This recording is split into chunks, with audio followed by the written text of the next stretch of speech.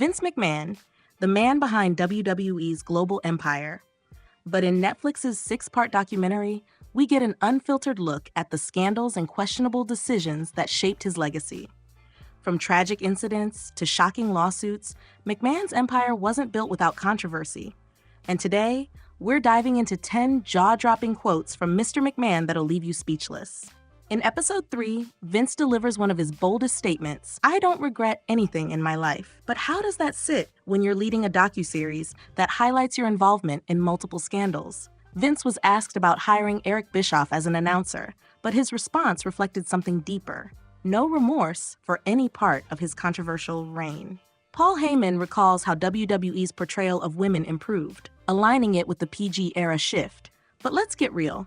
WWE's divas were treated as eye candy until the true women's evolution in 2015. Heyman's revisionist history shows just how deep loyalty runs in WWE's inner circle. Episode 2 takes a dark turn when WWE Hall of Famer Tony Atlas drops a bombshell. "We abused the hell out of women. All of us did." Atlas' shocking words give us a glimpse into WWE's toxic backstage culture, with graphic details surrounding Pat Patterson's alleged misconduct, leaving viewers stunned. Now, McMahon's views on retirement? Brutal.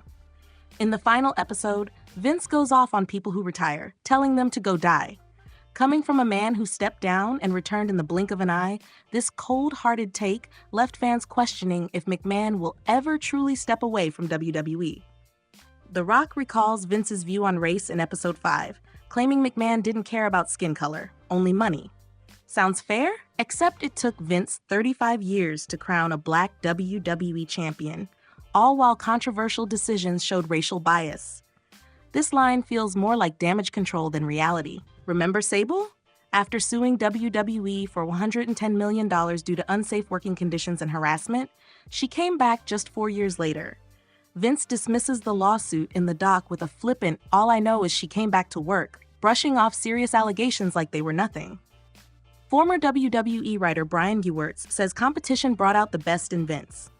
Maybe that was true during the Monday Night Wars, but AEW's rise didn't spark any creative renaissance in WWE. If anything, it showcased how much WWE had grown stagnant in recent years. Episode 2 brings us to one of the most chilling lines. McMahon outright states, "Once you're accused of ROP, you're a rapist," referring to allegations made by former WWE referee Rita Chatterton. His shocking admission and casual tone speak volumes about how he handles such accusations. Stone Cold Steve Austin shared his odd theory on CTE, stating, "I'm not a CTE guy."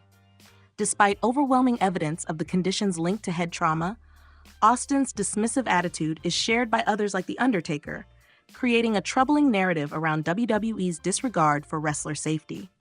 And finally, episode 6 explores the family dynamics. Shane McMahon admits he spent his career always looking for that pat on the back from his father.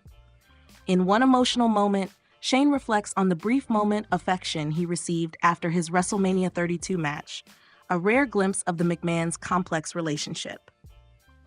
Love him or hate him, Vince McMahon's influence on WWE is undeniable. But as this Netflix documentary shows, behind the scenes, his empire was built on far more than just hard work and ambition. From shocking quotes to jaw-dropping stories, McMahon's legacy is anything but straightforward. What did you think of the Mr. McMahon documentary? Did it change your opinion of WWE's mastermind? Let us know in the comments below, and don't forget to like and subscribe for more deep dives into the biggest names in wrestling.